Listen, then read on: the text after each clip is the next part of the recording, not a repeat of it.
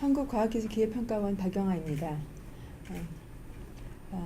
저는 이번 달 과학기술과 산업 분야 뉴스들을 보면서 우리가 생각했던 혁신적인 제품들이 이제 곧 우리 생활 속으로 들어올 것 같은 반가운, 그렇지만 약간은 불안한 느낌을 받았습니다.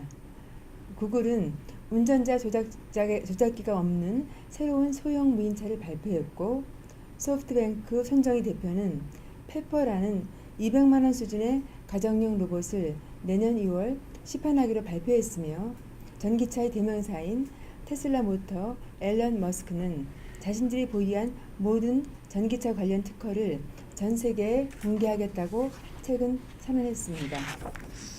이뿐만 아니라 모바일 차량 예약 서비스 업체인 우버가 8.2 빌리언 달러, 우리 돈으로 치면 약 18.2조 원의 기업 가치로 1.2 빌리언 달러 규모의 펀딩을 받았다는 소식은 전 세계를 뜨겁게 달구었습니다. 위의 기업들의 공통점은 여러분들이 잘 아시듯 창의적 CEO가 설립한 벤처에서 성장한 기업들이지만, 아쉽게도 세계를 뒤흔들 혁신을 창출한 벤처도 대기업도 아직 우리나라에는 없습니다. 여러분께서 잘 아시듯 박근혜 정부 국정 운영 철학인 창조경제의 핵심은 창업경제입니다. 그러나 현실적으로는 미국에서도 실리콘밸리의 재현은 쉽지 않다고 합니다.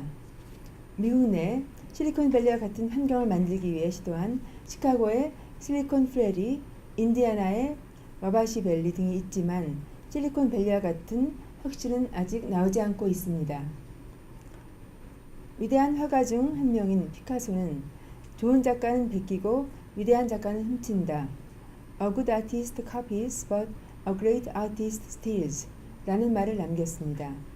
피카소는 천재적 표절자란 말이 있지만 우리는 그의 작품이 누군가를 표절했다고는 말하지 않습니다. 그는 다른 화가들의 특성을 체화해서 자신만의 독특한 예술 세계를 완성했기 때문입니다.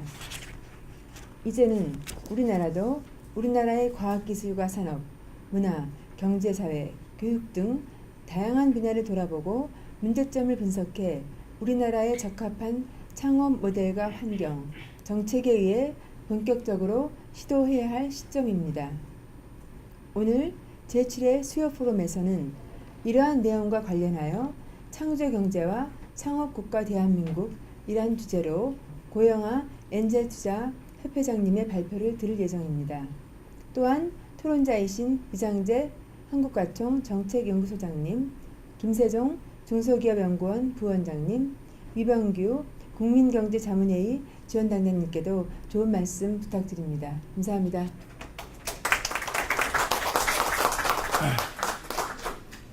아직도 이 창조경제를 잘 이해하지 못하는 분들이 많아서 제 나름대로 쉽게 한번 설명을 한번 해봐 드리겠습니다.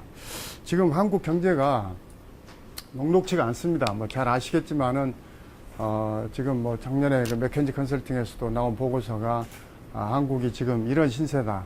끓는 물 속에 앉아 있는 개구리 신세다. 개구리가 물이 끓으면은 튀어나오면 살 수가 있는데 지금 개구리 그 성격이 서서히 온도 변화에 둔감해 가지고 서서히 죽어가는 그런 현상입니다. 근데 대한민국 경제가 지금 위기가 닥쳐오고 있는데 그 위기를 위기로 인식하고 튀어나가면 되는데 위기로 인식하지 못하고 있다는 게 이제 위기라는 그런 말씀입니다. 근데 한국 경제가 왜 그러면 위기가 지금 다가오고 있느냐? 한국 경제가 지금 현재 성장 동력이 고갈되고 있습니다. 지금까지 우리 사회를 지속적으로 성장시켜 왔던 그런 성장 동력들이 이제 중국의 거센 추격 때문에 많은 부분에서 경쟁력을 상실해 가고 있습니다. 또 하나는 지금 우리 사회가 양극화되어 가면서 빈부격차가 심화되다 보니까 내수 경제가 살아나지 않고 있습니다. 또 하나는 저출산 고령화 문제 때문에 지금 또 우리 사회 내수가 줄어가고 있는 거죠. 이런 세 가지 문제 때문에 지금 우리나라 경제가 어려워진다고 예측을 하고 있는데 이 어느 하나도 지금 쉽게 해결하기가 쉽지 않은 그런 그 과제들입니다. 그래서 제가 한국 경제를 여러분들하고 이야기하면서 지금 우리가 글로벌 경제를 살아가고 있기 때문에 지금 일본, 미국, 중국을 좀 비교해가면서 말씀을 올리겠습니다. 이웃나라 일본 그 사례를 우리가 한번 벤치마킹 고찰해 볼 필요가 있는데, 일본이 1987년도 우길 성천의 시대가 있었습니다. 지금으로부터 27년 전에 일본의 경제 성장이 아주 대단했습니다. 그래서 일본의 기업들이, 자본들이 미국을 아주 파죽지세로 사들이던 시절이 있었죠. 소니가 콜롬비아 영화사를 사들이고, 미쓰비시가 뉴욕 맨하탄에 그 당시에 랜드마크인 록펠러 센터를 사들이고, 하여튼 뭐 일본의 기업들이 엄청나게 미국을 사들이던 시절이었습니다. 요즘 중국이 지금 그러고 있는데, 그래서 그 당시에 10년 안에 일본이 미국을 뛰어넘을 것이다 라고 많은 석학들이 이야기를 했었습니다. 그런데 이게 지금 현재 어떻게 됐습니까? 지난 27년이 지난 지금 일본은 그 2위 자리도 중국에 넘겨준 지 오래고, 지금 20년 장기 불황이 허덕이고 있고, 지금 아베노믹스라고 해서 아베가 돈을 많이 풀어가지고 경제를 살리려고 하고 있는데 별로 효과가 나타나지 않고 있습니다. 이제는 어느 누구도 일본 경제를 주목하지 않습니다. 그러면 지난 27년 동안에 도대체 무슨 일이 있어서 일본 경제가 이렇게 어려워지고, 그 당시에 금방이라도 1등 자리를 일본에 넘겨줄 뻔했던 미국은 아직도 전 세계 경제를 지금 주도해 나가는지, 이 부분에 대해서 한번 고찰할 필요가 있습니다. 미국에 지금 제일 미국을 대표하는 기업 3개를 한번 생각해 보십시오. 미국을 대표하는 기업. 미국에 물론 뭐 IBM, 뭐 제너럴 모터스, 제너럴 일렉트릭 수없이 많은 기업들이 있습니다만은, 지금 미국을 리딩해 가고 있는 회사 3개를 꼽으라고 하면은 지금 시가총액인 1위인 애플, 그 다음에 구글, 페이스북 이렇게 꼽아도 아마 전혀 무리가 없을 겁니다. 그 다음에 그러면 일본 지금 대표 주자, 일본을 대표하고 있는 기업 3개를 꼽으라고 하면은 도요타, 소니, 미쓰비시 뭐 이렇게 꼽아도 무리가 없을 겁니다. 그러면 지금 현재 일본 이 3기업과 미국의 이 3기업의 차이를 한번 저희가 들여다보면은 재미난 현상이 보입니다. 일본의 이 3기업들은 도요타, 소니, 미쓰비시는 다 100년이 넘은 기업들입니다. 그러니까 이렇게 100년이 넘은 오래된 기업들에 의해서 일본 경제가 지탱이 되고 있는, 어떻게 보면 일본 경제가 노쇠한 그런 경제 시스템이라고 볼 수 있는 거고, 상대적으로 지금 미국의 이 3기업들 보면 페이스북 이제 10년 됐습니다. 10살입니다. 구글 20년 됐습니다. 제일 오래된 애플이 지금 36년, 36살 됐습니다. 그러니까 미국의 이런 기업들을 끊임없이 새로운 기업들이 만들어지면서 새로운 성장 동력을 만들어가는 그런 역동적인 경제 시스템을 미국은 가지고 있는 거고, 일본은 상대적으로 그렇지 못하다는 것이 지금 현재 미국과 일본을 가름하고 있는 그런 거라고 보여집니다. 그러니까 미국은 가장 똑똑한 젊은이들이 창업을 합니다. 미국의 가장 우수한 젊은이들, 뭐 스티브 잡스, 빌 게이츠, 마크 주커버그를 포함한 많은 똑똑한 우수한 젊은이들은 왜 내가 나무 밑에서 일해야, 내가 창업해가지고 세상을 변화시키고 부도 얻는 이런 그 도전 정신이 충만된 게 지금 미국 시스템인데, 상대적으로 일본을 보면은 가장 우수한 사람들이 뭘 하냐면 대장성 관료입니다. 시험 보고 고시하고 이런 그 대기업에 들어가는 안정적인 직업을 선호하는 그런 그게 지금 일본과 미국의 지금 차이라고 생각합니다. 그러면 지금 현재 우리가 또 중국과 우리 한국을 한번 비교해 보겠습니다. 중국의 지금 요즘 중국에서 가장 각광받고 있는 기업들을 3개를 한번 생각해 보십시오. 여러분들은 좀 생경하실랑가 모르지만은 지금 세계의 각 그 언론이나 이런 데서 지금 가장 주목받는 기업이 중국에 3개가 있습니다. 그게 뭐냐면 알리바바, 그 다음에 텐센트, 그 다음에 바이두. 이게 지금 알리바바는 미국의 아마존, 이베이를 합친 것보다 더 많은 매출을 올리고 있는 세계 전자상거래에서 가장 선두주자에 있는 게 알리바바입니다. 그 다음에 텐센트는 여러분 잘 아시겠지만 대한민국 카카오톡에 투자한 2대 주주입니다. 지금 전 세계적으로 이런 그 메시징 서비스에서 1위가 지금 가입자 1위가 지금 위챗이라는 중국의 우리와 같은 카카오톡 같은 건데, 그 위챗을 운영하고 있는 회사가 텐센트입니다. 그 다음에 바이두는 지금 중국의 구글입니다. 구글이 전 세계에서 명예를 떨치는데 중국하고 한국에서만 힘을 못 쓰고 있죠. 근데 중국에서는 이 바이두가 검색 시장을 장악을 하고 있습니다. 근데 이 지금 현재 알리바바가 올해 지금 나스닥 상장 예정인데 상장되면 삼성전자의 시총하고 거의 비슷한 수준으로 상장될 거라고 예측을 하고 있고 텐센트도 이미 그 수준에 지금 가 있습니다. 그 다음에 바이두도 마찬가지고. 근데 이 기업들은 다 지금 15년 된 기업들입니다. 14년, 15년, 16년 된 아주 젊은 기업들인데 여기서 지금 중국의 혁신을 이 기업들이 리딩해 나가고 있습니다. 그럼 상대적으로 지금 대한민국을 대표하는 기업들을 한번 생각해 보세요. 삼성, 현대, LG, SK 이 기업들 다 6, 70년 된 어떻게 보면 오래된 기업들입니다. 이걸 대비해 보면 꼭 일본과 미국을 대비해 볼 수 있듯이 대한민국도 결국은 일본 시스템에 지금 비슷하다 이렇게 보고 그렇게 되면 대한민국 경제도 상당히 어렵다. 물론 지금까지 지난 60년 동안에 대한민국을 눈부시게 성장시키는 데 있어서 이 그 10대 재벌 삼성, 현대, LG를 비롯한 이 재벌들의 공로는 대단히 큽니다. 그러나 이분들의 더 이상은 이제 성장 동력을 만들어내기 어려운 지금 그런 상황에 처해 있는 거고 또 지금까지 고용 문제도 10대 재벌들이 많은 부분에서 담당을 해왔는데 이제는 그 부분도 해결을 좀 못하고 있습니다. 1997년도에 10대 재벌이 고용했던 인원이 200만 명이었는데 지금 130만 명으로 70만 명이 줄어들었습니다. 이건 뭐 어쩔 수 없는 거죠. 글로벌 경쟁 시대에서 살아남으려면 결국은 생산성을 높여야 하니까 적은 인력으로 많은 걸 생산해내야 하기 때문에 이건 어쩔 수 없는 겁니다. 그래서 이 성장 동력의 문제도 대기업이 제대로 해결내지 못하고 지금 고용의 문제도 해결해내지 못하고 있기 때문에 그래서 지금 우리 사회가 경제가 어려워지고 있는 건데 한 사회가 지속적으로 성장해 나가려면 끊임없이 창의력, 상상력을 수반한 그런 그 성장 동력이 만들어져야 합니다. 근데 문제는 이 성장 동력은 혁신을 통해서 요즘은 만들어집니다. 옛날에는 성장 동력이라는 게 남의 걸 베껴가지고 우리나라가 그 성장 동력을 다 그렇게 남을 모방해가지고 계속 성장을 해왔습니다.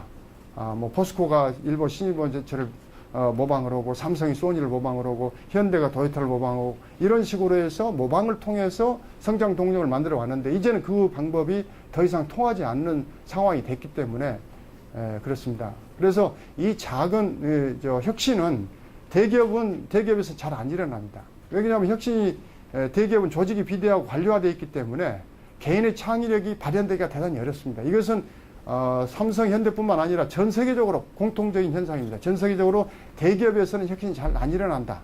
물론 일어나긴 일어나지만 잘 안 일어난다는 거죠. 그럼 혁신은 도대체 어디서 잘 일어나느냐? 혁신은 작은 기업에서, 특히 창업한 그런 기업에서 혁신이 잘 일어난다. 왜? 창업한 기업은 가지고 있는 게 창의력과 상상력 외에는 다른 게 아무것도 없기 때문에 그걸 극대화하는 과정 속에서 혁신이 일어날 수가 있다. 그럼 그 혁신이 일어난 역량을 대기업들이 사들이는 겁니다. 대기업들은 자기들이 내재적으로 혁신 역량을 만들어내지 못하니까 작은 기업들이 혁신을 해내면은 그 혁신 역량을 제값 주고 사들여가지고 대기업들은 전 세계적인 유통망, 마케팅 역량, 뭐 막강한 자금력 이걸 동원해가지고 그런 성장 동력으로 키워나가는 이걸 보고 소위 개방형 혁신이라고 이야기를 합니다. 이런 개방형 혁신 생태계가 잘 되어 있는 회사나 사회나 국가는 지속적으로 성장해 가는 거고 이런 개방형 혁신 상태가 잘 안 되어 있으면은 결국은 침체되고 도태될 수밖에 없는 겁니다. 이런 사례를 제가 비교를 해드리면은 지금 제너럴 일렉트릭이라는 회사하고 또 이쪽에 노키아, 모토로라, 코닥 이런 회사들입니다. 노키아라는 회사가 2007년도까지만 하더라도 전 세계 휴대폰 시장이 두 대 중에 한 대가 노키아가 있습니다. 시장 점유율 49%였죠. 근데 그 노키아가 지금 어떻게 됐죠? 노키아가 지금은 마이크로소프트에 이제 흡수되어 버렸습니다. 그 회사가 망해서 모토로라 망해가지고 구글로 갔다가 지금은 중국의 레노버로 흡수가 되어 버렸죠. 코닥은 이제 없어져 버렸고요. 근데 지금 제너럴 일렉트릭은 120년 된 회사인데 지금도 자기 그 분야에서 지금 선두를 놓치지 않고 있습니다. GE라는 회사가 120년 전에 에디슨이 만든 회사인데 이 GE라는 회사는 120년 동안 안 망한 것뿐만 아니라 항상 자기 분야에서 선두주자를 유지해 왔습니다. 그래서 이 도대체 GE라는 회사가 그렇게 오랫동안 그런 놀라운 성과를 내는 이유를 분석을 해봤더니 지난 10년 동안에만 회사를 500개를 M&A를 한 겁니다. 그러니까 GE가 1년에 40개 내지 50개 회사를 M&A를 통해 가지고 외부에서 일어난 그런 작은 기업들이 만드는 혁신 역량을 끊임없이 사들여 가지고 GE가 가지고 있는 마케팅 역량과 그런 유통 영업 이런 데 태워 가지고 전 세계적인 성장 동력으로 키워온 거죠. 그러니까 GE가 옛날에는 30년 전에는 여러분들 텔레비전 생각해 보세요. 텔레비전, 에어컨, 냉장고 이런 걸 누가 제일 잘 만들었는지. 30년 전에는 제너럴 일렉트릭이었습니다. 10년 전에는 텔레비전 누가 제일 잘 만들었죠? 소니가 잘 만들었죠. 지금 삼성이 최고입니다. 그러면 지금 제너럴 일렉트릭이 뭐 하고 있느냐? 제너럴 일렉트릭은 지금은 여러분들 병원에 가시면 MRI나 CT 또 뭐 원자력 발전소 터빈이라든지 이런 아주 고부가 가치 첨단 산업으로 지금 가고 있는 거죠. 이렇듯이 개방의 혁신이 잘 되는 조직은 끊임없이 성장해 가는 거고 개방의 혁신을 모든 노키아나 모토로라 코닥은 결국은 망해 간 겁니다. 10년 전에 소니가 지금 삼성보다도 훨씬 더 위세가 등등했습니다. 전 세계에서 가전이나 이런 부분에서는 소니의 위세는 정말 대단했는데 지금은 어떻게 됐습니까? 지금 삼성전자가 소니, 샤프 뭐 이걸 다 합쳐온 것보다 더 압도하고 있는 상황이거든요. 그러니까 이런 개방의 혁신을 못 해내면은 삼성도 제가 볼 때는 앞으로 5년 후 10년 후에 어떻게 될지 모른다는 이야기입니다. 그래서 이 개방의 혁신이 왕성한 그런 실리콘밸리는 끊임없이 지금 M&A가 일어나고 있습니다. 작은 기업이 뭔가를 만들어내면은 그걸 제값주고 사주는 거죠. 지금 카카오톡 같은 화스앱이라는 게 미국하고 유럽에서는 제일 가입자를 많이 가지고 있습니다. 화스앱이 한 4억 5천만 명을 가지고 있는 화스앱인데 이 회사 직원이 55명입니다. 55명인데 페이스북이 올해 그것을 19조 원에 사들였습니다. 19조 원에. 직원 55명의 회사를 19조 원에 사들인 거죠. 우리나라에서는 이게 뭐 가능하지 않습니다.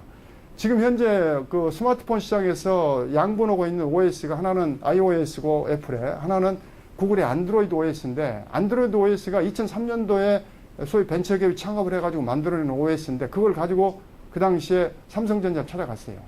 찾아가서 삼성전자에다가 이 앞으로 모바일 시대가 오니까 이걸 사달라. 이게 삼성전자의 책임자가 누구 같은 애들은 우리 지금 몇만 명 데리고 있다. 우리 연구 조직 안에. 그러니까 우리가 그걸 뭐 누구들한테 그렇게 비싼 가격을 사줄 수가 없다. 그러니까 이제 안드로이드 그 팀들이 구글 찾아가가지고 구글이 그걸 제값주고 사준 거죠. 그리고 지금 전 세계 시장의 OS 시장을 안드로이드가 지금 장악하고 있는 거거든요. 이런 일들이 지금 미국에서는 뭐 비일비재하게 일어나고 있습니다. 근데 우리나라 대기업들은 이런 M&A에 대해서 대단히 인색합니다. 오히려 기술이나 기술자를 빼가거나 베끼거나 이런 식으로 뭔가 문제를 풀어가려다 보니까 창업 문화도 활성화 안 된 거예요. 작업가들이 힘들게 하니까요. 그래서 지금 현재 이런 개방의 혁신이 가장 잘 일어나는 데가 실리콘밸리이기 때문에 실리콘밸리가 전 세계의 어떤 그런 혁신의 메카가 되어 있는 겁니다. 제가 지금 이런 그 작은 기업들이 혁신을 이뤄낸 그런 사례들을 제가 몇 가지를 좀 말씀드리겠습니다. 아까 우리 박영하 원장님도 말씀하셨지만은 지금 이 세계에서 가장 혁신적인 차 누가 만들었을 것 같습니까? 지금 대기업들이 차량 대기업들이 뭐 BMW, 벤츠, 뭐 많죠. 토요타, 크라이슬러, GM 뭐 수없이 많은 그런 자동차 회사들이 많은데 한국 현대차까지 포함해서 작년에 가장 혁신적인 차, 가장 안전한 차, 최고 차로 뽑힌 차가 있습니다. 그게 그런 대기업이 아니라 아까 말씀하신 테슬라입니다. 이 테슬라가 전기차를 작년에 제가 여기 실리콘밸리 가서 봤는데 정말 제가 보고 깜짝 놀랐어요. 이대로 가면은 지금 대한민국 어떻게 될 것인가. 저는 사실 전기차 시장이 이렇게 빨리 오리라고 생각 못 했습니다. 지금 현재 기존의 자동차 시장이 워낙이 지금 잘 성장하고 있고 또 석유산업, 석유업자들이 있기 때문에 이 전기차가 아무리 기술이 좋아도 그렇게 빨리 상용화 될 것인가 이렇게 생각을 했는데 제가 그 실리콘밸리 작년에 가서 보니까 벌써 25,000대를 작년에만 팔았습니다. 테슬라가. 그것도 실리콘밸리의 가장 부자들한테 BMW 벤츠를 제끼고 이게 지금 제일 많이 팔리는 차가 되어 있더라고요. 근데 제가 차를 타보니까 뭐 정말 무섭더라고요. 이게 지금 앞에 본네트인데 본네트를 열면은 우리 지금 기존 차는 엔진부터 시작해서 수만 가지의 지금 부품이 들어가 있거든요. 보통 우리가 타고 다니는 차가 부품이 한 3만 가지 됩니다. 근데 이게 아무것도 없어요. 그 다음에 구동장치는 타이어 4개 위에 올라가 있는 이 배터리, 노트북에 있는 배터리, 이게 기술 혁신도 아닙니다. 노트북에 있는 배터리 천장 묶어가지고 연결시켜가지고 모터 하나 달랑 붙어가지고 이게 전체가 파워트레인입니다. 아무것도 없어요. 그리고 차체 안에 가서 이런 그 태블릿 PC 하나 들어있는 거고. 이게 부품이 제가 볼 때 가지수가 한 1000가지도 안 됩니다. 그러니까 지금 우리나라 현대자동차의 납품원은 부품 업체들, 이 사람들 제가 볼 때 앞으로 어떻게 될 것인가.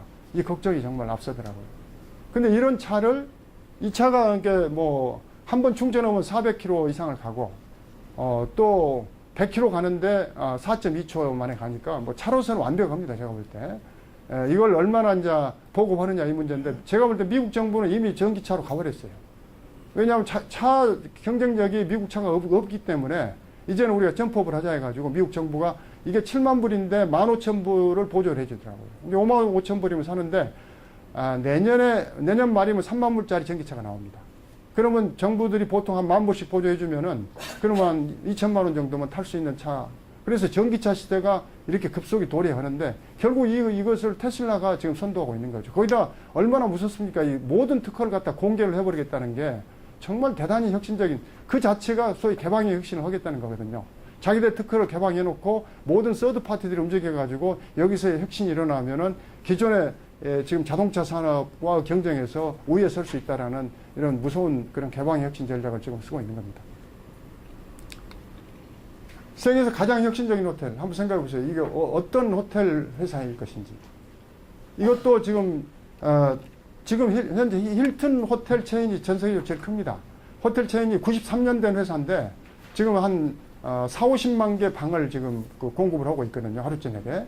그러니까 93년 동안에 수없이 많은 지역에다 호텔을 지어가지고 지금 그 정도로 완성을 했는데 2009년도에 만들어진 에어비앤비라는 회사는, 이 회사는 디자이너 2명, 소프트웨어 프로그래머 1명, 3명이 만든 2009년도에 만든 회사입니다. 근데 이 회사가 하루 저녁에 지금 방 제공하는 게 60만 개입니다. 이건 뭐냐면 전 세계에 있는 민방 네트워크를 전부 다 묶어가지고, 지금 우리나라에도 지금 이 에어비앤비가 들어와 있는데, 각기 자기 집에 있는 방이 비어 있으면 그 방을 이 에어비앤비에 올리는 겁니다. 그럼 프랑스고 유럽 누구든지 와서 내 방에서 하룻밤 자고 갈 수 있는 거죠. 이게 독일의 고성부터 시작해서 남태평양의 섬, 태국의 풀빌라, 이런 모든 것까지 모든 세계에서 다양한 종류의 그런 그 민박이 전부 다 네트워킹 되어 있는 겁니다. 이게 소위 공유 경제라고 하죠. 쉐어링 이코노미. 그러니까 우리나라 전 세계가 70억 인구가 사는데 이 70억 인구가 모든 걸 다 소유하게 되면은 지구가 10개가 있어도 부족하답니다. 그래서 남아있는 것을 서로 공유하는 그런 공유 경제를 통해 가지고 혁신을 이루어내는 거죠.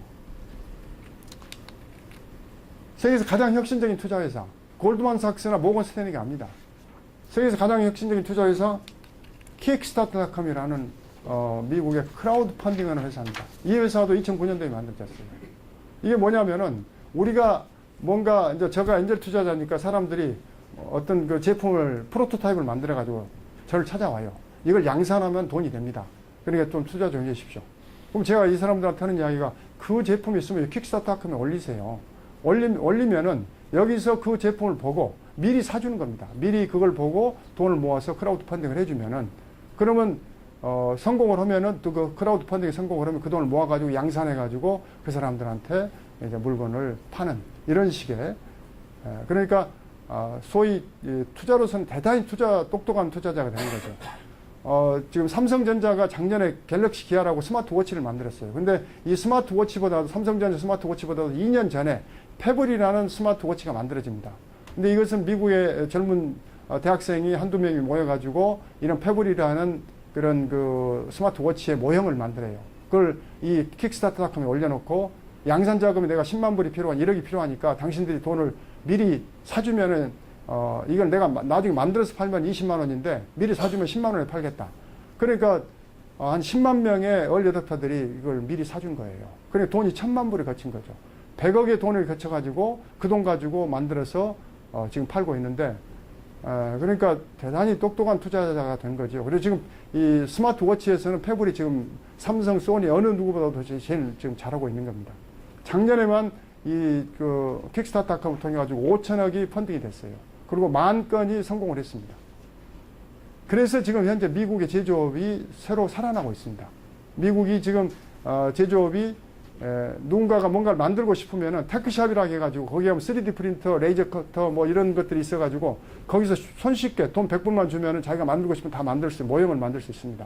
그 모형 만들어가지고 킥스타트 올리고 내가 양산 자금 필요하니까 모금해달라. 그럼 돈 모금되면은 그걸 양산해서 판매하는 이런 식으로 지금 제조업이 혁신을 이뤄내고 있거든요. 이것도 한 5년밖에 안 된 그런 젊은이들에 의해서 이루어지고 있는 겁니다.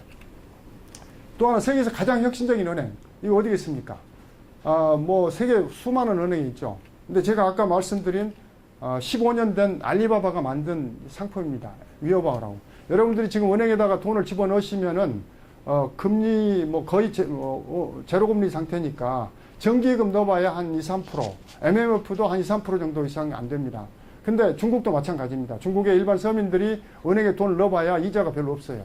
근데 알리바바가 작년 6월에 당신들이 돈을 집어넣으면 무조건 6% 보장해주겠다. 연일 금리 6% 보장해주고 언제든지 찾아갈 수 있다. 소위 머니마켓 펀드 MMF를 발매를 했어요.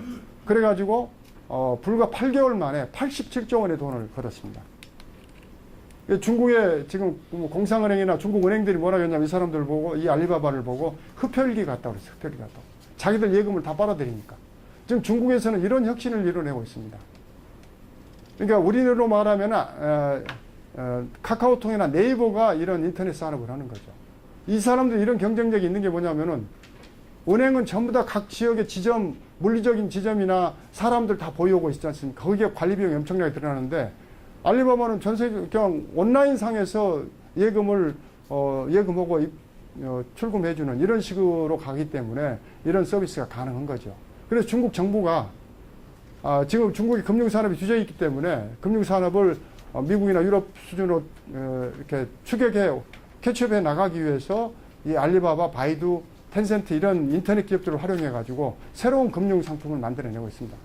이런 것들이 작은 기업들에 의해서 이런 혁신이 일어나는데 우리나라는 아직 지금 이 금융위원회가 이거 허가 안 해줍니다. 그러니까 우리나라는 안 되고 있죠. 그런데 제가 볼 때 이대로 가면 결국 금융산업도 중국한테 먹히게 돼 있습니다. 이런 부분에서 어떤 창조적인 어떤 그런 변화가 있지 않으면은 대한민국이 저는 상당히 어려워지리라고 생각을 합니다. 핀란드 사례를 말씀드리면은 2007년도까지 뭐 핀란드의 노키아라는 회사는 여러분들 잘 아시겠지만은 정말 그 스마트폰, 휴대폰 시장에서는 최고의 황제였죠. 그런데 이 애플이 아이폰을 내면서부터 2009년도에 슬슬 맛이 가다가 2009년도에 무너집니다. 노키아가 무너지면서 4만 명을 해고를 해요. 4만 명을 해고하니까 그 당해년도 2009년도 핀란드 GDP가 마이너스 8.3%로 떨어집니다. 근데 노키아가 핀란드가 2년 뒤에 2012년도에 유럽 평균 1% 성장하는데 2.3% 성장합니다. GDP 성장을 합니다. 이제 핀란드가 3년 만에 경제가 다시 좋아졌죠. 노키아는 망했는데. 그래서 제가 핀란드 관료들한테 물어봤어요. 어떻게 해서 다시 좋아졌느냐. 그랬더니 핀란드 관료가 노키아가 망해서 좋아졌다는 거예요. 이게 말이 안 되는 소리잖아요. 우리로 말하면 삼성전자가 망해가지고 대한민국 경제가 좋아졌다는 이야기가 똑같은 이야기인데 그 당시에 노키아가 차지하고 있는 게 핀란드 GDP의 25%. 우리 지금 현재 삼성전자가 우리나라 GDP 20% 정도 차지하고 있습니다. 그래서 노키아가 망했으니까 그래서 마이너스 8.3% 떨어졌는데 엄청난 충격이었죠. GDP 마이너스 8.3%면 작년에 우리가 2.9% 성장했는데 올해 만약에 마이너스로 떨어진다고 하면 대한민국 경제는 좀 엄청나게 어려울 겁니다. 그런데 이 3년 후에 2012년도에 핀란드 경제가 다시 좋아졌는데 그 이유가 노키아가 망해서 좋았다고 이야기하는 관료들 이야기를 들어보니까 무슨 이야기냐면은 핀란드에서 가장 우수한 젊은이들이 다 노키아를 들어간 거예요. 노키아를 들어가는데 노키아 안에 있을 때는 거기서 혁신을 이뤄내지를 못했어요. 대기업이 조직이 비대하고 관료되어 있기 때문에 혁신 역량을 발휘를 못했는데 이 친구들이 2009년도에 쫓겨나가지고 거리로 나와가지고는 수만 명이 삼삼오오 짝을 재가지고 창업을 다 한 겁니다. 창업을 해가지고 3년 만에 성과들을 내기 시작한 거예요. 그래서 새로운 혁신을 이뤄내고 성장 동력을 이뤄내가지고 핀란드 경제가 좋아지고, 그 대표적인 사례가 슈퍼셀이라는 게임 회사입니다. 노키아가 망하면서 나온 친구들이 만든 회사인데, 그 회사가 작년 연말에 소프트뱅크 손정희 사장 소프트뱅크가 3조 원 밸류에이션의 회사를 사들였습니다. 그런 정도로 수없이 많은 분야에서 창업을 통해서 혁신이 일어나가지고 핀란드 경제가 좋아진 거죠. 그래서 저는 이 창조 경제의 핵심은 결국은 창업입니다. 창업을 어떻게 활성화하느냐, 거기서 결국은 창조 경제에서는 성패가 달려있다고 보는데, 문제는 대통령께서 창조 경제로 가자고 해서 가지는 건 아니라, 왜냐하면 창조 경제라는 것은 국가 전체의 시스템을 바꾸지 않으면 제가 볼 때는 창조 경제로 쉽게 가지지 않는다. 이게 숲 전체를 바꾸지 않으면, 모방 경제나 숲을 전체를 바꾸지 않고 나무 몇 그루만 갈아 심어가지고 창조 경제로 가는 것은 제가 볼 때는 쉽지 않다. 지금 이 모방 경제의 창조 경제를 다시 한번 제가 짚어드리는데, 우리가 전 세계에서 가장 잘 뺏기는 나라였고 가장 잘 뺏기는 회사가 삼성전자에서 저는 지금의 한국이 돼 있다고 생각을 하는데, 그러니까 우리가 가장 잘 뺏기는 것을 계속 선두로 유지할 수 있으면은 모방 경제 해도 됩니다. 그런데 우리보다 더 잘 뺏기는 사람들이 나타났죠. 그게 누굽니까? 중국입니다. 중국이 뭐 엄청나게 뭐 잘 뺏겨 오기 시작하니까 지금 현재 포스코 어려워지는 게 중국 때문에 어려워졌습니다. 중국에 지금 철강 생산량이 50%가 중국에 생산되니까 포스코 어려워지고 있는 거고, 지금 조선업이 3대 조선소가 다 지금 현재 어려워지고 적자로 전환된 어려워지고 있는데, 그것도 전부 다 중국의 조선업 때문에 어려워지고 있는 거고, 모든 산업에서 중국의 추격 때문에 대한민국이 어려워지고 있는 거고, 지금 남아있는 게 삼성전자, 현대자동차인데 중국에 지금 삼성전자를 추격하는 기업이 10개가 넘습니다. 레노버, 화웨이, ZTE, 뭐 샤오미 해가지고 엄청난 지금 추격을 해오고 있고, 현대자동차 같은 회사가 중국에 30개가 넘습니다. 모든 자동차 회사가 중국에 다 있는 거고, 이대로 가면 제가 볼 때 3년, 5년 버티기가 쉽지 않습니다. 그럼 삼성전자, 현대자동차 어려워지면 대한민국 어떻게 살 것이냐. 그래서 결국은 이제는 퍼스트 무브로 가야 한다. 우리가 창조하지 않으면 대한민국은 어렵다. 근데 그러면은 창조 경제라는 게 그냥 가진다고 가지느냐. 창업을 활성화하는데 우리 부모들 다 지금 자기 자식 창업하는 거 다 반대합니다.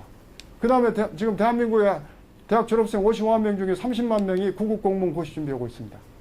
지금 대한민국에서 가장 1등 신랑감이 누구냐면 잘생긴 공무원, 2등 신랑감 못생긴 공무원, 3등 신랑감 이혼한 공무원, 이런 이야기가 나올 정도로 대한민국에서 공무원을 제일 선호하는 나라가 돼 있어요. 이래가지고는 저는 대한민국 희망이 없다고 생각합니다. 근데 지금 저 창조경제 성공하기 위해서는 저는 첫째가 두 가지 조건이 있습니다. 우리가 창조경제 성공하려면 첫째는 뭐냐면 교육이에요. 교육 시스템을 바꾸지 않으면은 저는 창조경제로 가기 어렵습니다. 왜냐하면 첫째는 지금 현재 우리가 우리 교육 시스템이라는 게 모방경제 시스템에서는 나름대로 그 성과가 있었습니다. 왜냐하면 국영수만 달달 외워가지고 우리 지금 그 수능으로 줄세기 세우는 게 우리나라 교육 아닙니까? 근데 모방경제 시스템 남은 걸 베끼기 위해서 지식이 필요하니까 국영수 달달 외워가지고 잘 베끼면 됐어요. 근데 창조경제라는 것은 창의력과 상상력을 키워줘야 하는데 우리나라 교육 시스템이 지금 창의력과 상상력을 키워주는 시스템이 안 되어 있습니다. 이 창의력과 상상력을 키워주는 시스템으로 빨리 전환하지 않으면은, 그렇지 않으면 제가 볼 때는 그런 그 창조경제는 저는 어렵다고 보고, 또 하나가 뭐냐면은 우리나라 교육 시스템에서 가장 부족한 게 뭐냐면 창업교육, 기업가정신 교육이 지금 부재하고 있습니다. 미국이나 유럽은 유치원 때부터, 미국은 카우프만 재단과 디즈니사가 협력을 해가지고 유치원 아이들한테 기업가정신 교육원은 게임을 만들어가지고 보고를 하고 있고, 초등학교, 중학교, 고등학교 각기 맞는 그런 창업교육, 기업가정신 교육을 시키기 때문에 그 아이들이 졸업하면서 바로 고등학교 졸업하면서 대학교 들어와서부터 창업하는 애들이 많이 있습니다. 연구에 의하면은 어렸을 때 일찍이 창업교육, 기업가정신 교육을 받은 아이들은 20%가 창업을 한답니다. 그 교육을 받은 아이들 중에서 20%는 창업을 하더라는 거죠. 근데 우리는 대학교까지 지금 창업교육, 기업가정신 교육이 거의 전무한 상태입니다.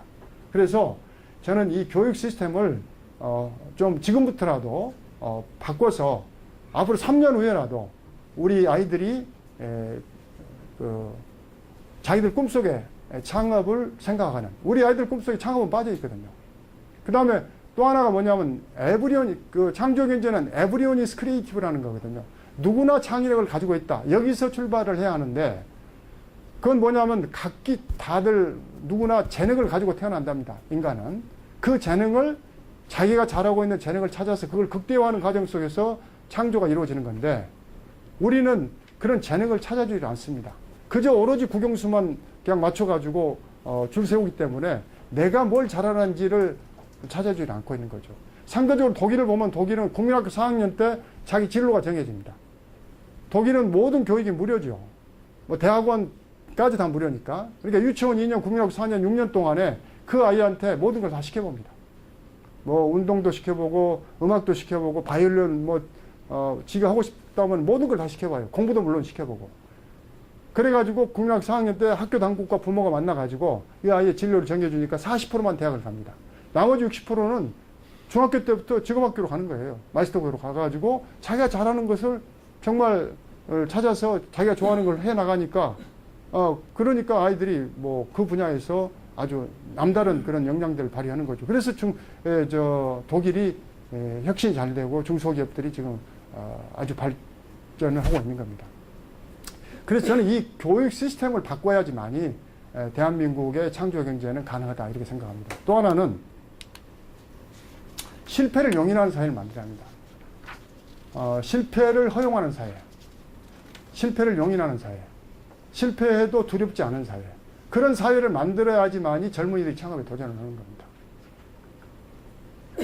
우리나라 지금 창업했다가 실패하면 어떻게 됩니까? 창업했다가 실패하면 신용불량자 됩니다. 창업하는 과정에서 돈을 신용보증기금이나 기보나 중진공에서 한 5천에서 1억 정도는 쉽게 받을 수 있어요. 정부가 창업 지원 정책을 내놔가지고 쉽게 받을 수가 있는데 창업에서 성공한 사람은 10%도 안 됩니다. 열에 9은 실패해요. 창업이라는 게 본래 그렇게 어렵습니다. 리스키하고. 미국의 실리콘밸리에서도 창업해가지고 성공 도달하기까지 보통 3.4회를 생각합니다. 3번 정도는 최소한 창업해야지 성공하더라. 근데 우리는 창업했다가 한 번 실패하면 신용불량자가 되니까. 그렇잖아요. 1억 융자 받아가지고 창업했는데 못 갚으면 결국 망하면 그 돈 못 갚게 되고 그러면 신용불량자 되는 거죠. 그렇기 때문에 부모들이 자기 자식 창업하는 거 반대하는 거고. 이런 신용불량자를 양산하는 과정 속에서는 절대 누가 똑똑한 젊은이일수록 안전한 길을 가죠.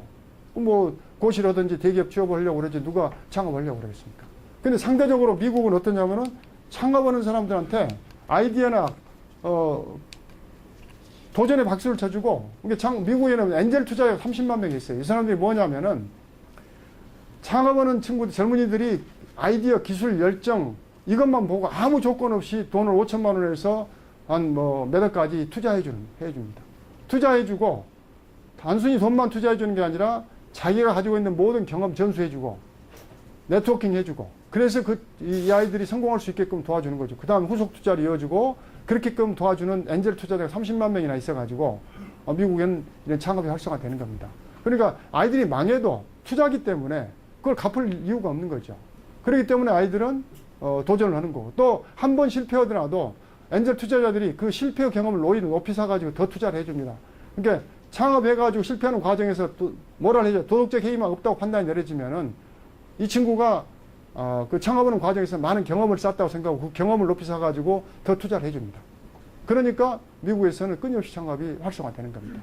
저는 이런 실패를 용인하는 그런 시스템을 우리가 도입을 해야 합니다. 그리고 또 하나는 지금 유럽 같은 경우에는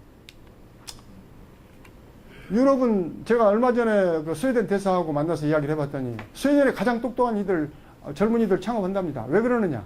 그 애들은 실패가 두렵지 않느냐? 그 스웨덴 대사가 이해를 못해요. 우리나라는 창업에다 실패하면 신용불량자 된다고 했더니 스웨덴 대사가 이해를 못해. 그럼 스웨덴은 왜 똑똑한 젊은이들이 창업을 하느냐? 사회 안전망이 잘 돼 있다 이거예요. 그러니까 창업했다가 도전했다가 실패해도 사회가 받쳐주기 때문에 전혀 두려움이 없다는 거예요. 그러니까 젊은이들이 가장 우수한 젊은이들이 창업을 한다는 거죠. 그러니까 저는 우리나라도 정말 가장 우수한 젊은이들이 창업하게 만들려면은 엔젤 투자 시스템을 확충하고 그 다음에 이 사회 안전망을 저는 빨리 확충을 해야 한다고 생각합니다. 지금 왜 저는 이 창조경제 사회 안전망이 왜 나오느냐 하고 생각하시는가 모르지만 저는 이게 대단히 중요하다고 생각해요. 지금 덴마크가 전 세계에서 기업 경쟁력 1위입니다. 1위인데 왜 그러냐 하면은 해고 자유가 있어요. 기업하는 사람이 여름에 아이스크림 장사한다고 직원을 뽑았다가 겨울에 찐빵 장사하려면은 직원 다 잘라버리고 새로 뽑아도 잘리는 사람이 아무 말 없이 잘립니다. 노동시장의 유연성이죠. 근데 우리는 어떻습니까? 잘리려고 해도 잘 자를 수가 없어요. 왜냐하면 잘리는 순간에 거리로 내앉게 되니까 이 사람들이 저항을 하는 거죠. 한진중공업, 쌍용자동차, 이게 모든 문제가 다 그렇게 되어 있습니다. 그러면 덴마크는 잘려도 왜 잘리느냐? 잘리는 순간에 정부가 딱 받아요. 정부가 받아가지고 월급 90% 줍니다. 그 다음에 교육시켜가지고 90% 다시 재취업시키는 거고. 만약에 재취업 안 된 사람은 그 다음 차로 넘어가면 80% 월급 줍니다. 안 되면 그 다음에는 70% 월급 주는. 이런 식으로 사회 안전망이 있기 때문에 잘리는 사람들도 별로 두려움 없이 잘리는 거예요. 그러니까 기업하는 사람들한테는 최고의 환경이죠. 그래서 저는 우리나라가 기업 경쟁력을 높이기 위해서라도 이 사회 안전망을 퍼주는 식의 그런 것이 아니라 정말로 시스템을 잘 짜가지고 사회 안전망을 갖춰야 한다고 생각합니다. 지금 저출산 고령화 문제도 마찬가지예요. 애들 왜 안 낳습니까? 우선 애 낳아서 키우려면 돈 많이 들어가죠.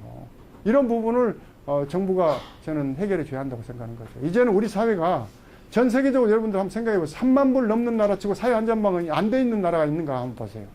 전 세계적으로 3만 불 넘은 나라는 다 이 사회 안전망이 돼 있기 때문에 선진국이 될 수 있는 거죠. 이제 성장이냐 복지냐 문제를 가지고 선후를 따지는 것은 이제는 저는 낡은 그런 틀이라고 생각합니다. 이제는 어느 정도의 사회 안전망을 갖추지 않으면 우리가 절대 선진국 갈 수가 없습니다. 그래서 저는 우리가 창조경제가 성공하려면 결국 창업이 활성화되고, 창업이 활성화되려면 대한민국의 가장 우수한 젊은이들이 창업을 생각하고 창업 뛰어들어야지만이 대한민국의 미래가 있다고 생각합니다. 지금 올림픽 지금 월드컵 축구가 열려서 아시겠지만은 전 세계가 월드컵에 각기 국가대표를 내보내고 있습니다. 미국 국가대표 내보내고 유럽도 국가대표 내보내는데 대한민국은 만약에 동네 축구선수 내보낸다고 생각해 보세요. 우리나라의 가장 똑똑한 젊은이들은 고시해버리고, 그리고 동네 축구선수들이 대표 선수로 나가면은 절대 국가 경쟁력을 확보할 수가 없는 거죠. 그래서 저는 창조 경제를 가는 방향은 맞는데, 창조 경제가 되기 위해서는 전체 국가 시스템을 좀 변화시켜야지만이 제대로 된 창조 경제가 저는 가능하다, 이렇게 생각합니다. 제 말씀 여기서 마치겠습니다. 네.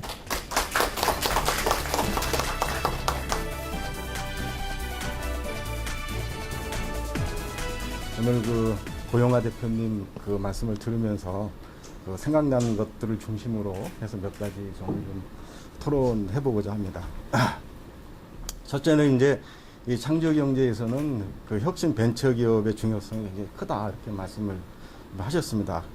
그렇다고 한다면 이제 하나 의문이 나는 점이, 그럼 국내 대기업은 어떻게 할 것이냐? 그러니까 창조 경제를 추진하는 데 있어서 국내 대기업의 역할과 또 어떤 기능의 변화, 방향, 이런 것들을 사실 수립하는 것이 굉장히 중요하다고 생각이 되는데, 그런 거에 대한 논의도 또 함께 진행이 되어야 되지 않나, 이렇게 생각이 되고요.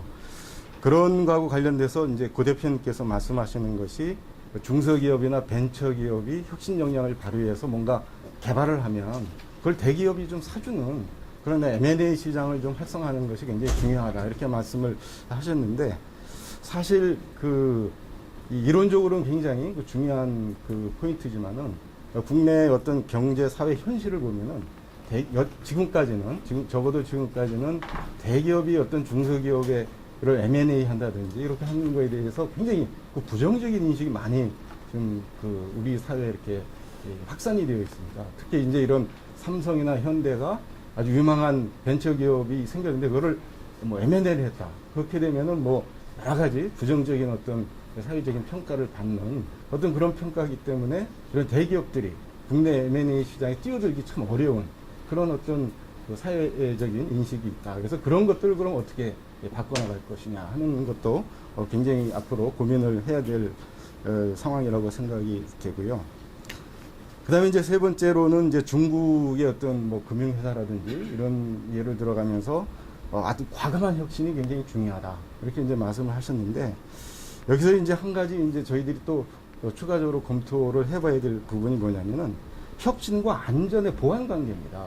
특히 이제 우리나라 같은 경우에는 최근에 세월호 사태를 이제 계기로 해서 굉장히 안전 문제 이런 것들이 대두가 되면서 오히려 또 어떤 부분에 있어서는 규제 강화 문제도 굉장히 많이 나오는데, 예를 들어서 금융 부분 같은 경우가 그게 아주 첨예하게 이렇게 이제 연관되는 부분이라고 할 수가 있겠는데, 그 어떤 그런 어떤 혁신을 강조해서 그런 어떤 여러 산업 부분에 있어서의 그 규제 완화를 과감하게 하는 것도 굉장히 중요하지만 그걸 어떻게 또 그 안전적인 측면에서 규율해 나갈 수 있느냐 하는 부분도 함께 좀 논의가 돼야 되지 않나 이제 이렇게 생각이 되고요.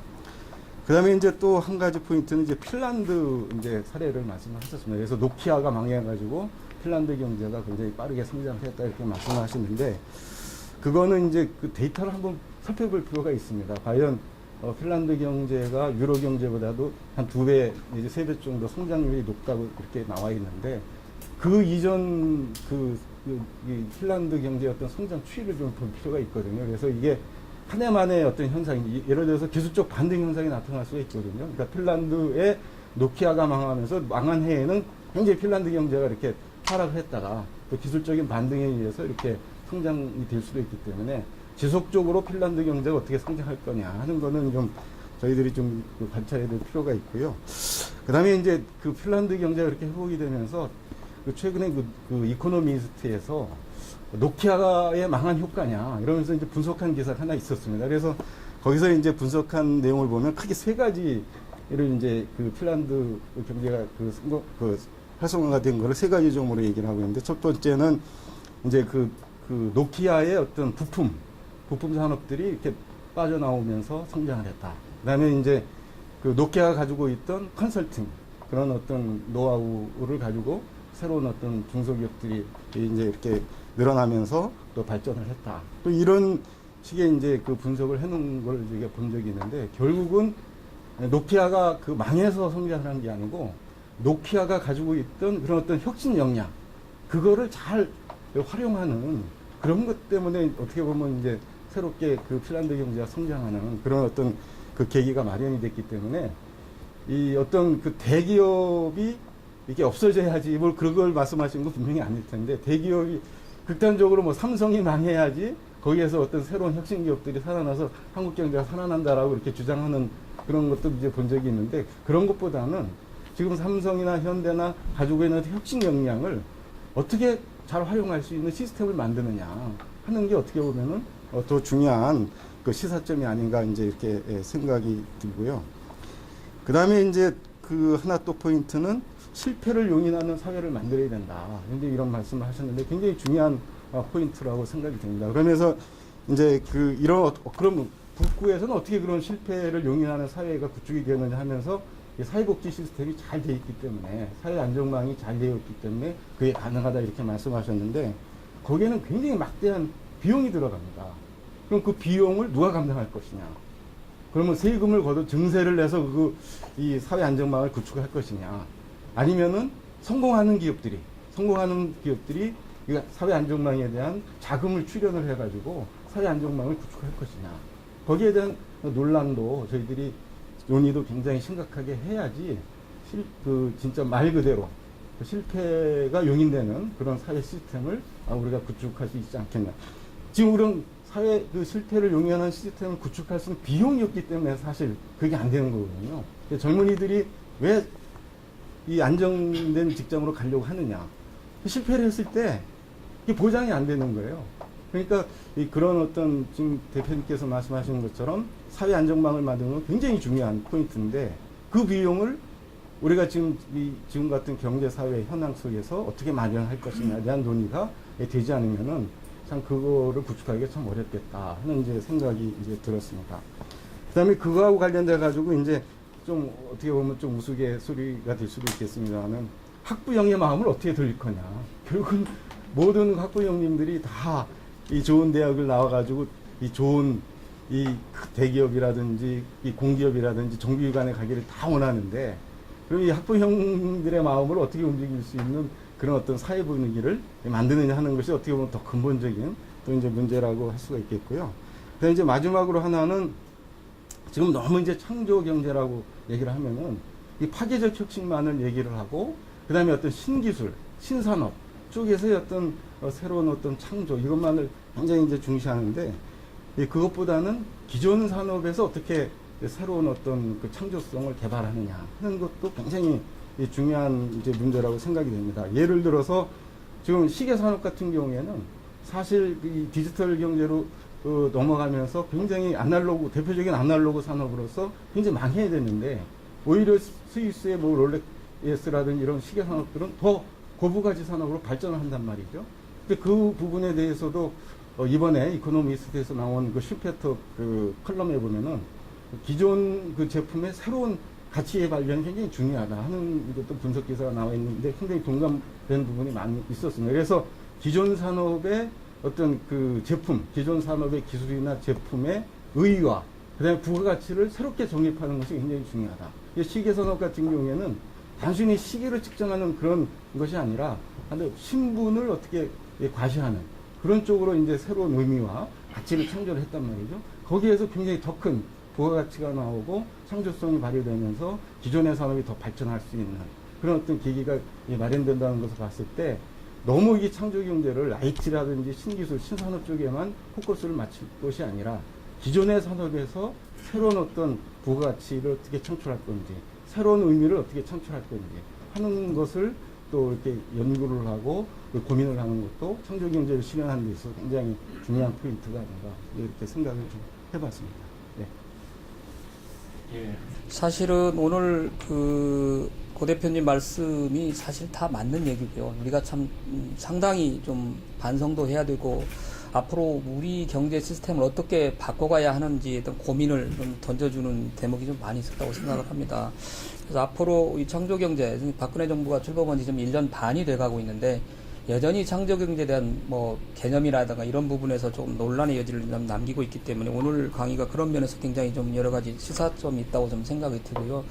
그렇다면 앞으로 창조경제, 특히 한국적인 그 상황에서 어떻게 창조경제를 좀 발현을 시킬 거냐 하는 고민을 해본다면 몇 가지 관점에서 좀 접근이 좀 필요하다고 보여지는데, 첫 번째가 저는 규제 쪽에서 좀 접근이 있어야 된다는 규제개혁이라는 말을 좀 드리고 싶은데, 사실은 에어비앤비가 한국에서는 절대 성공할 수 없다. 왜 그러냐 하면은 이게 펜션으로 등록할 거냐, 모텔로 등록할 거냐, 여관으로 등록할 거냐 해서 완전히 규제가 달라진다는 거거든요. 그래서 에어비앤비 같은 그런 회사들이 한국에서는 절대 나올 수가 없다. 예를 들어서 방송과 통신이 융합돼서 새로운 서비스를 하려고 해도 이게 방송으로 규제할 건지 통신으로 규제할 건지 전혀 다른 시스템을 가지고 있거든요. 그래서 이런 규제에 대한 시스템을 좀 바꾸지 않고서는 새로운 아이디어나 새로운 제품이 나오기 굉장히 어려운, 특히 최근처럼 그 융합을 기초로 하는 새로운 제품이 나왔을 경우에는 그거에 대한 규제 시스템이 전혀 정비되지 않은 상태에서 오히려 중복 규제 문제도 발생할 수 있기 때문에 한국에서는 그러한 신기술, 신아이디어 이런 것들로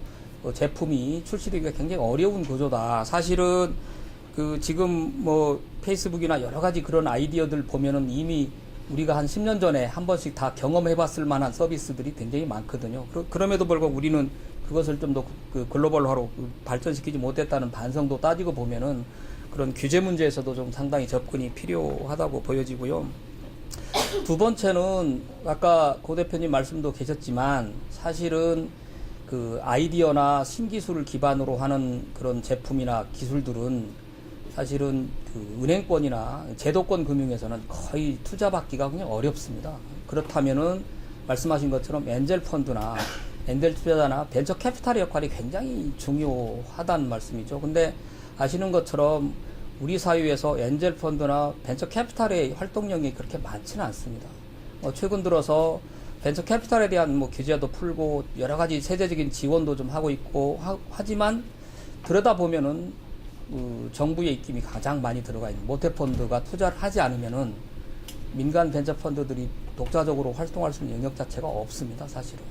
그러다 보니까 정부 자금이 들어가니까 업종 제한 들어가죠, 성공보수 제한하죠, 룸이 별로 없거든요. 뒤에서 고민할 이유가 없는 거죠, 이런 쪽에. 그러니까 새로운 기술 나온 아이디어 상품에 투자할 매력도가 거의 없다고 보여지는 거예요. 그런 관점에서 본다면은 정부가 엔젤 투자자들에 대한 여러 가지 제도 개선을 좀 많이 하고는 있습니다. 그러나 원샷으로 풀 수 있는 방법은 없는지, 그러니까 예를 들어서 지금은 포지티브 시스템이라서 이러이러한 거 하지 마, 이렇게 정해지고 있는데, 이런 부분들을 어떻게 네거티브 시스템으로 이러이러한 거 외에는 다 할 수 있다고 좀 풀어주는 이제 발상의 전환이 좀 필요한 시점이다. 특히 그 엔젤하고 벤처 캐피탈에 대해서는 이런 부분에서 굉장히 앞으로 규제기관들, 특히 정부 역할이 좀 중요하지 않을까 하는 생각이 들고요. 세 번째는 역시 저는 대기업의 역할이 굉장히 앞으로 좀 중요해질 것 같다. 아까 유 단장님도 그런 말씀을 하셨고, 고영화 대표께서도 이제 그런 말씀을 하셨는데, 사실 우리나라 대기업들은 남의 기술을 제값을 주고 사는 거에 굉장히 인색합니다. 뭐, 구태여 비싼 비용을 들여서 사지 않아도 사람 한두 명 빼오면은 간단하게 해결될 문제가 있기 때문에 또 그런 부분에 대해서 사법기관이나 이런 쪽에서 좀 관대한 처벌을 해왔고요. 그러다 보니까 뭐 그거에 일단 기대 수익이 1,000억인데 그 비용이 거의 한 50억 정도라면 누가 50억을 내고 하겠냐 이거죠. 그렇기 때문에 이 대기업들이 가지고 있는 여러 가지 노하우나 마켓이나 이런 것들을 이 중소벤처기업들의 기술이나 제품을 좀 제값을 받고 사줄 수 있는 시스템이 좀 돼야 되는데, 이제까지는 그런 역할에서 굉장히 우리가 좀 취약했다는 얘기를 많이 하거든요. 아까 노키아 사례도 말씀하셨지만, 노키아는 망하는 순간까지 대기업으로서의 책무를 다했다고 얘기를 평가를 받고 있습니다. 퇴직하는 사람들, 창업하는 사람들에 대해서 여러 가지 지원들을 아끼지 않았거든요. 미국의 대기업들도 최근에 신설된 아까 메메스나 뭐 구글이나 다 들여다보시면 창업교육 열심히 좀 시키고 있거든요. 멘토로서의 역할을 다 하고 있거든요. 그런 관점에서 본다면 우리 대기업들도 이제는 이 새로운 역할을 좀 부여받을 필요가 있겠다. 시장의 어떤 창출자로서 아니면 기술혁신의 파트너로서 그 중소기업이 가지고 있는 기술이나 제품에 대해서 제값을 쳐주는 운동, 그게 결국 뭐 나중에 가면 M&A로 발전을 하겠죠. 그러나 M&A에 대해 부정적인 영향이 사실은 큰 거는 대기업 스스로 자초한 측면도 굉장히 많다는 거거든요. 정말 제대로 제값을 받고 기술을 사주고 제품을 사주었으면은 과연 국민들이 그렇게 평가를 했겠느냐 하는 관점에서 본다면은 대기업들의 역할이나 이런 것들이 앞으로는 조금 좀 바뀌어져야 된다는 생각을 가지고 있고, 마지막으로 미래부 역할이 이제 정말 중요하다는 생각이 듭니다. 지금 외국에서 유명한 엑셀러레이터라든가 벤처를 지원할 수 있는 여러 가지 수단들을 다 지금 도입을 했습니다. 근데 내용을 들여다보면 전부 정부가 뭐라 해주겠다는 얘기를 해요.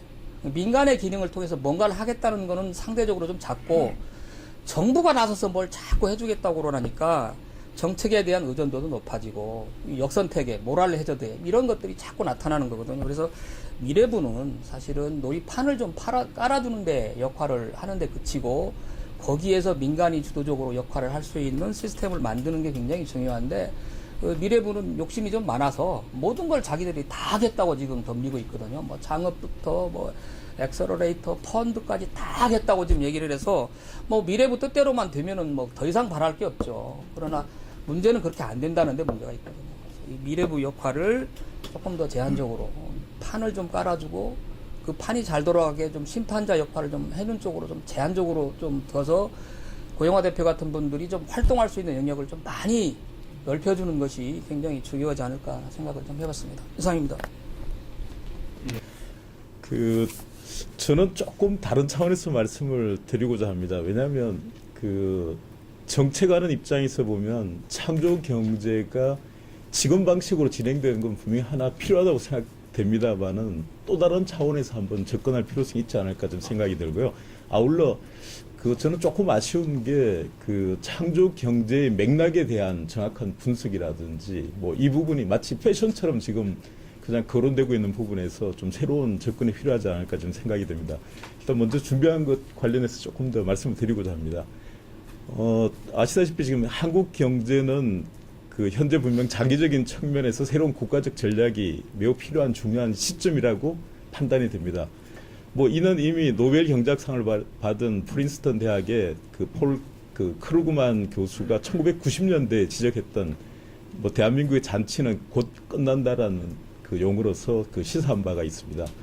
왜냐하면 1990년대까지 한국 경제는 요소 투입에 의한 성장이 80%인 상황이었습니다.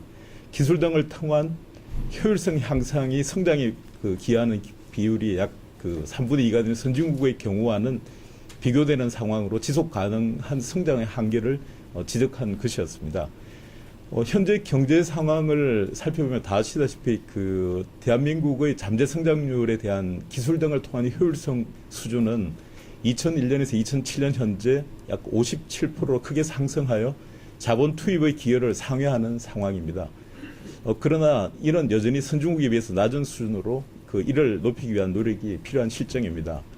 그 OECD 전망에 따르면 현재 불변 조건이라 그러면 한국 경제 잠재 성장률은 2038년경에 1% 이하로 내려갈 심각한 상황입니다.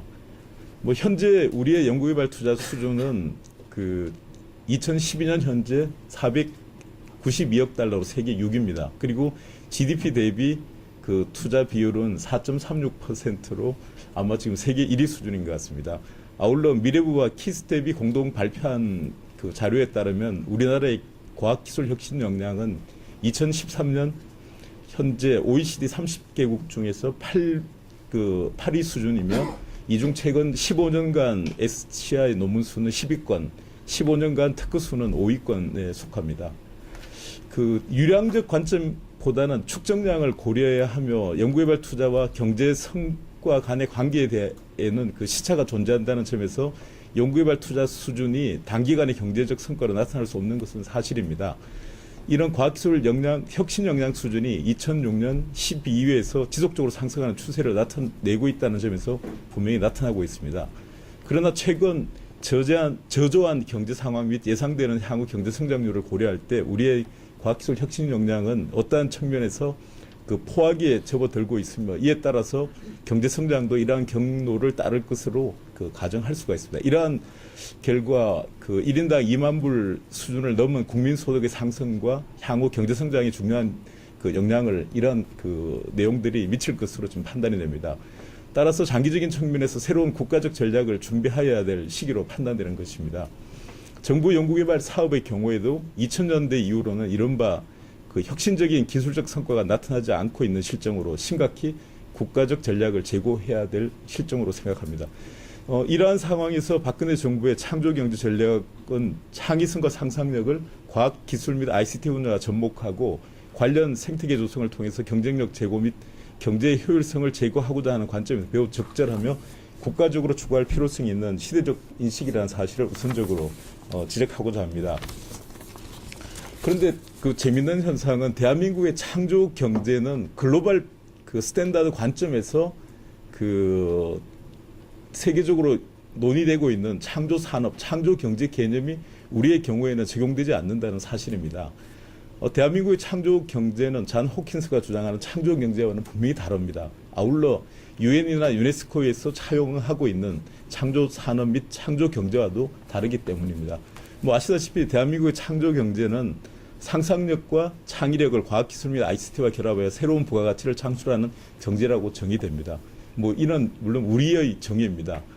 추격형 경제 전략 이후를 준비해야 하는 우리의 입장에서 창조 경제의 구현은 매우 중요한 시대적 사명입니다. 그러나 진정한 상상력과 창의력이 무엇인지에 대한 논의가 좀 결여되어 있지 않을까 생각이 됩니다. 마치 이는 그 신고전학파가 그 기술 변수를 외생적 변수로 받아들이는 형태와 마찬가지지 않을까 생각됩니다. 아울러 상상력과 창의력은 저절로 발현되는 것이 아니라고 생각됩니다. 그리고 현재 대한민국의 창조 경제는 과학기술과 ICT를 통해서 상상력과 창의력을 구하고 있는 상황입니다. 이런 대한민국의 창조 경제에서 성과가 왜 부족한지를 짐작할 수 있는 그 대목이라고 생각이 됩니다. 상상력과 창의력이라는 수요를 통해서 과학기술과 ICT를 접목하는 방식이 상당히 결여되어 있거나 좀 미미하다는 사실입니다. 여러분 아시다시피 올해 1월에 구글이 그 무려 3조 4천억 원, 32억 달러입니다. 인수한 네스트라는 인터넷 기반 홈 오토메이션 제품 업체를 상기해 볼 필요가 있을 것입니다. 동기업이 미래 경제 사회를 주도하는 흐름을 제품에 체화한 가치를 인정받은 것입니다. 즉 미래 경제 수요를 견인하는 상상력과 창의력을 제품에 담은 결과가 3조 원 이상의 가치를 창출해낸 것이라 할 수 있을 것 같습니다. 대한민국의 창조 경제를 견인하는 주체에도 주목할 필요가 있습니다. 현재 대한민국의 창조 경제에는 과학기술자가 중심이 되어 있습니다. 경제학자, 인문학자, 그리고 예술가들은 중심에 좀 빠져 있는 상황입니다. 그 자문 집단에도 이러한 분야의 전문가가 거의 보이지 않고 있습니다. 결국 과학기술과 ICT 그리고 청년이 중심이 되어 창조 경제를 견인하고 있는 그러한 모양인 것 같습니다. 물론 1995년 존 브록만이 저술한 제3의 문화라는 저서에서는 우주와 인간의 본질에 관한 논의에서 문학과 철학을 대신하여 과학이 등장하고 있음을 지적한 바 있습니다. 이러한 관점이 과학기술과 ICT의 그 중요성을 그 인정한 그 사실이라고 생각이 됩니다. 그러나 과학기술과 ICT의 가치는 인간을 비롯한 경제 사회와 접목할 때 비로소 제대로 된 가치를 저는 창출할 거라고 생각이 듭니다. 이른바 스토리텔링이 요구되는 것이라고 생각이 됩니다. 최근 창조경제의 그 핫 이슈는 오늘 뭐 논의에서 나타났습니다만 기술 가치 평가나 기술 이전 사업화 벤처에 그 중점을 두고 있습니다. 그런데 사업화 전문가들이 그 논의하는 그 논의를 들어보면 지금 오히려 실탄은 풍부한데 활용할 기술이 없다는 그 푸념들이 들리고 있습니다. 이런 기술을 만드는 주체와 또 사용하는 주체의 상반 과실이 아닐까 생각이 듭니다. 우주와 인간의 본질에 대한 과학기술적 탐구가 부족한 한편 상상력과 창의력을 이들 기술에 적용하는 역량이 부족하기 때문입니다. 결국 저는 이런 측면에서 관련 인재를 키워야 한다고 생각이 됩니다. 앞에서 고 대표님께서도 발표하셨습니다만 현재 그 교육 시스템으로는 그 고등학교까지는 세계적으로 우수한 인재가 상대적으로 양성되는 반면 대학 시스템으로는 세계적 우수 인재 양성이 어려운 상황이 아닐까 생각이 됩니다. 아울러 최근 그 기초 연구 분야 등에서는 그 주요한 성과가 나타나고 있습니다. 아직 미흡한 실정이고요. 뭐 다 아시겠습니다만 빌 게이츠나 뭐 스티브 잡스, 그 마크 주커버그, 레일 페이지, 그 세르게이 브린 같은 사회적 혁신을 창조하는 인물의 출현은 대한민국 상황에서 전혀 기대할 수 없는 상황이 아닐까 생각이 됩니다. 즉 창의성을 극대화하고 경쟁과 보상이 적절하게 이루어지는 교육 및 사회 시스템이 아니기 때문입니다. 저는 여기서 조금 더 지적하고 싶은 부분은 바로 이제 융복합이 가능한 교육 시스템을 적극적으로 좀 진행해야 되지 않을까 생각됩니다. 뭐 그런 면에서는 문과 이과 통합 형태가 앞으로 필요하다고 생각되고 이러한 시스템이 구축돼야 된다고 생각이 됩니다. 세계적인 화두인 융복합 지금 대한민국의 경우는 융복합이 과학기술과 ICT 간의 융복합 형태로 좀 흘러가고 있습니다만은 궁극적인 융복합은 인문학과 예술, 철학과 과학기술의 결합이 제대로 된 저는 융복합이 아닐까 생각됩니다. 지금 대한민국에서 추구하고 있는 스템이나 스팀 교육 같은 경우도 아직 현재의 교육 시스템으로는 이를 적극 추진하기 어려운 실정이 아닐까 생각이 됩니다. 아울러 독일의 교육 시스템도 저희가 한번 벤치마킹 할 대상이라고 생각이 듭니다만은 직업에 대한 사회적 보상 시스템이 좀 바뀌어야지만 이러한 독일과 같은 교육 시스템 정착이 가능하지 않을까 지금 생각이 됩니다. 다음으로 혁신 본능에 어울리는 기술과 산업 시장 생태계 조성은 창조 경제에서도 가장 시급한 과제가 아닐까 생각이 됩니다. 앞에서 제가 말씀드렸습니다만 대한민국의 현재 기술혁신 투자와 성과는 OECD 상위권이지만 경제 성장에 미치는 영향은 부족하다는 지금 평가 결과가 나타나고 있습니다. 이는 마치 기술혁신 투자 및 성과가 경제 성장에 기여하지 못한다고 해석될 가능성이 있습니다만은 또 한편으로는 기술 시장에서 산업 생태계로 연계되는 부분 또한 산업 생태계에서 기술로 연계되는 효과적이고 효율적인 메커니즘이 현재 부족하지 않을까 좀 생각이 됩니다. 이 부분에서 상당한 쌍방향적인 생태계 조성이 필요하지 않을까 생각이 들고요. 물론 여기에는 상상력과 창의력 역량의 부족도 이런 결과를 낳고 있다고 생각이 듭니다. 또한 반드시 지적해야 될 사항이 바로 과학기술과 경제사회를 연계하지 못한 시스템을 통해서 이루어지는 정책 결정 및 정책 집행 구조의 문제점을 들고자 합니다. 여기에는 일관된 정책 철학이 좀 결여된 상황에서 누더기를 깁는 형태로 이루어진 제도 도입 및 개선 사례도 포함된다고 생각이 됩니다. 진정한 창조 경제 생태계를 창출하기 위해서는 연구 개발과 기술 그리고 시장을 이해하는 시스템에 대한 이해를 기반으로 관련 정책을 관련 전문가들이 참여하여 결정하고 이를 가장 잘 집행하는 주체에게 맡기는 거버넌스가 우선적으로 요구된다고 생각됩니다. 아울러 일관된 정책 철학 및 방향이라는 관점에서 기술 혁신과 시장 관련 법제도의 패러다임을 전반적으로 점검할 필요성이 있다고 생각이 됩니다.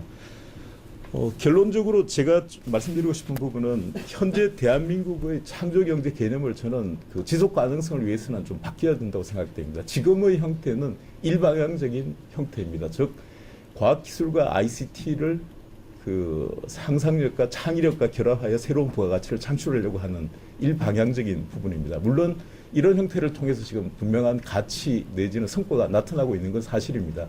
그렇지만 지속 가능성을 위해서는 쌍방향적인 노력이 필요하다고 생각돼요. 즉, 그 상상력과 창의력을 가지고 과학기술과 ICT를 활용하는 형태, 즉, 그 과학기술과 ICT와 그 상상력과 창의력의 결합, 또 과학기술과 ICT와 그 상상력과 창의력의 결합, 이 쌍방향적인 그 패러다임 형태가 굉장히 필요하지 않을까 생각이 들고, 이런 측면에서는 또 다른 형태의 인문학과 철학, 예술을 적극적으로 좀 부흥하는 노력이 필요하지 않을까 생각이 들고요. 조금 긍정적인 측면은 지금 한류라는 게 상당한 새로운 대한민국의 르네상스를 가져올 수 있는 저는 그 하나의 그 계기를 제공하지 않을까 생각이 됩니다. 이런 측면에서 그 대한민국의 창조 경제는 이제 일방향적인 부분이 아니고 쌍방향적인 부분으로 좀 노력을 해야 되고, 이를 통해서 뭐 교육 시스템이라든지 새로운 그 부가가치를 창출할 수 있는 상상력과 창의력을 기르는 노력이 필요하다고 생각되고, 이와 관련해 가지고 뭐 그 민관, 또 그 산학년, 그리고 남성과 여성, 그리고 전 세대가 좀 그 콜래보레이션 하는 노력이 좀 필요하지 않을까 생각이 듭니다. 네, 감사합니다.